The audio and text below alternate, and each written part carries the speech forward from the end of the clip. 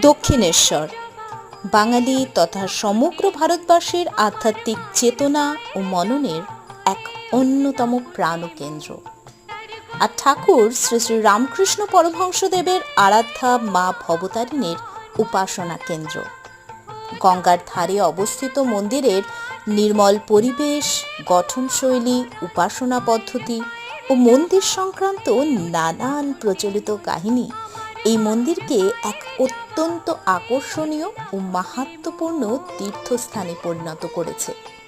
মন্দিরে প্রবেশ থেকে শুরু করে নানান প্রচলিত কাহিনীর সাথে সাথে মন্দির প্রাঙ্গণ ঘুরে দেখা, গঙ্গা দর্শন ইত্যাদির ডিটেইলড একটা পর্ব নিয়ে আসবো নেক্সট লং ভিডিওতে। সবাই সাথে থেকো কিন্তু।